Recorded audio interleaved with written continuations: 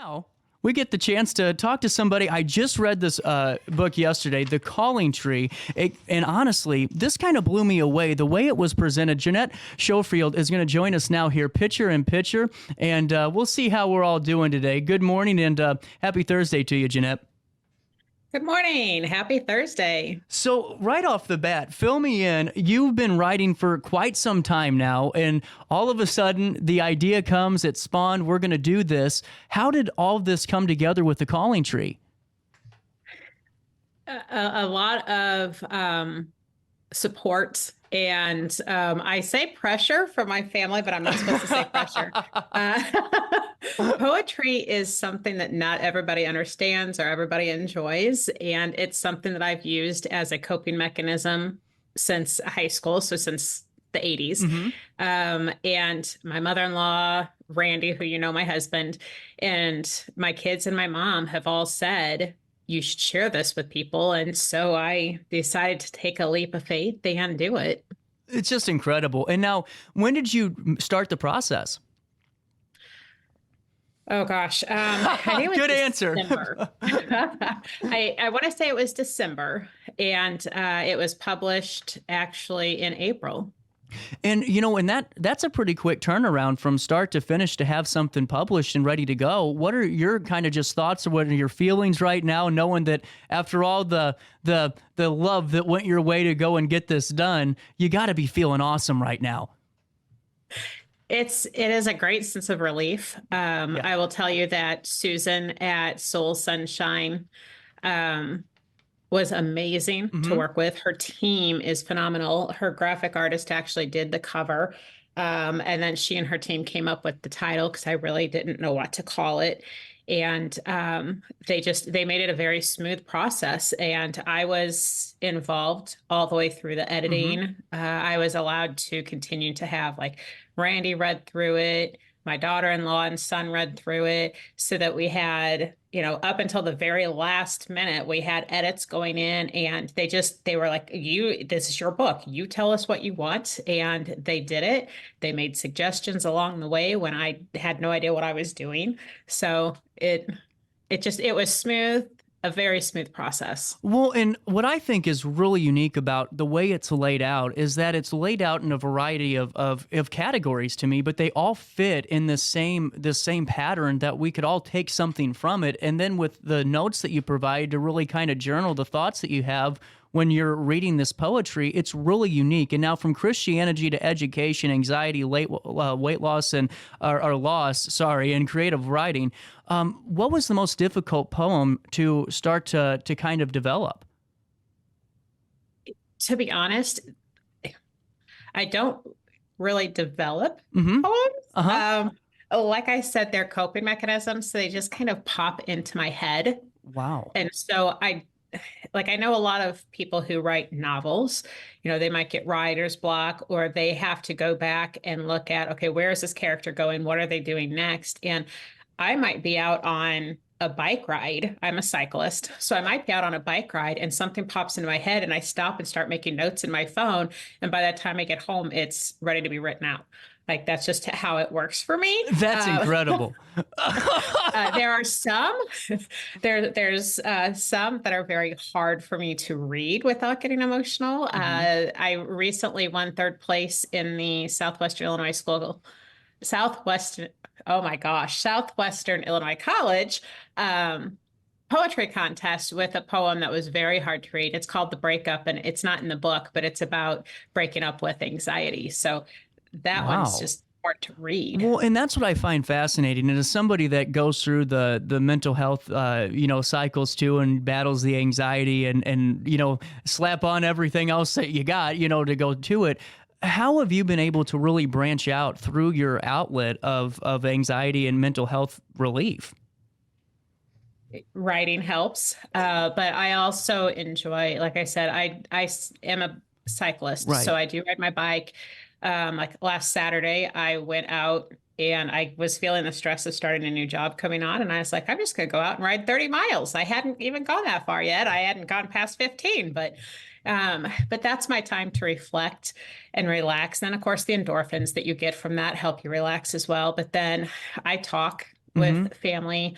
I journal every day. One thing that helps me with anxiety um, is a gratitude journal. So every day I reflect and I write 3 things that I'm grateful for that day.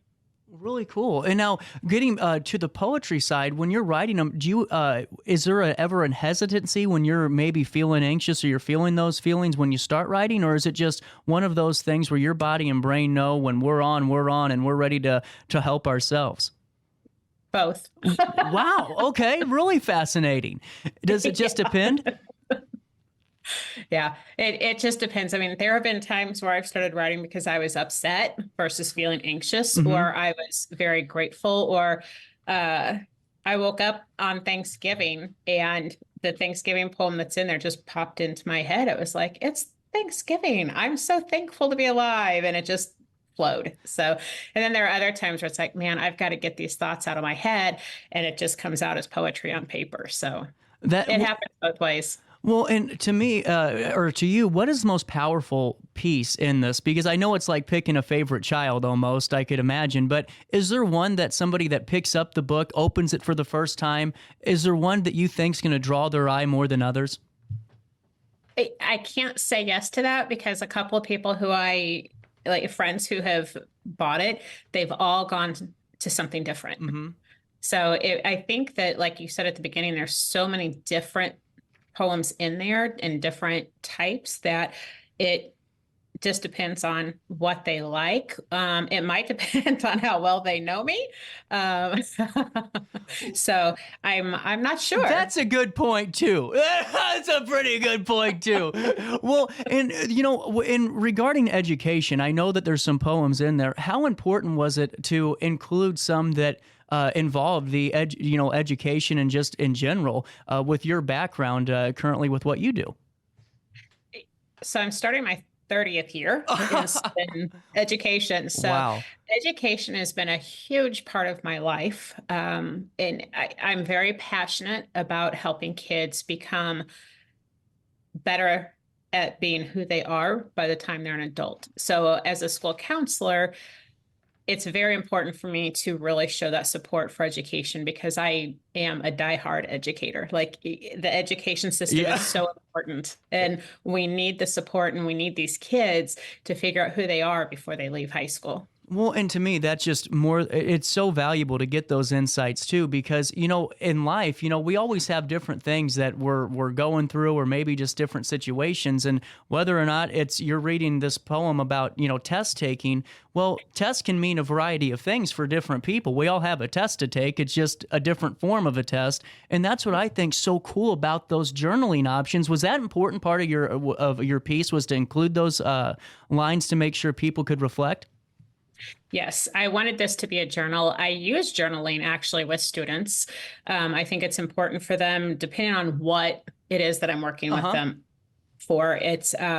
But writing out thoughts, and it might even not even be a true journal. It might be, they are just really angry and they don't know how to talk to somebody about it. So I'll have them write everything out, and then we sit there and we shred or rip apart that paper. And now they can sit and process what they actually want to say and how to say it. So I wanted the journal pages in there so that as people read through, if they have thoughts, they can journal and put them on paper. Or if there's a thought just specifically that poem hit a nerve about something, hey, write it out, Right. go back and reflect.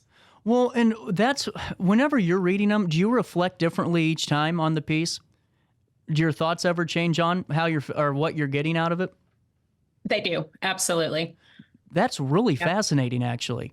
And why do you think that's the case? Is it just about the way the day's going? Or is it just a part of us growing up and I don't know what you want to call it, growing up, but that's fascinating that your thoughts and kind of and your reflections change as you're reading these pieces again.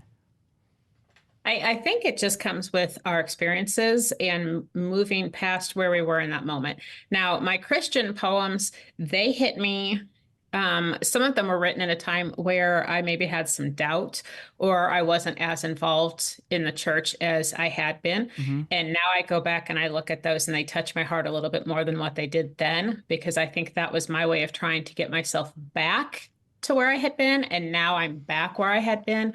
And now I think they touch my heart a little bit different because I'm in a happier place. But I think just our experiences and how we cope with our emotions and where we are, or at least for me, help me then reflect on them differently now. That's really interesting. And now, as you're going forward in your life, has the book helped you at all with just kind of putting yourself out there? I know that you've been pretty quiet for quite some time now. And just, what are your thoughts? Has it helped you kind of branch out a little bit?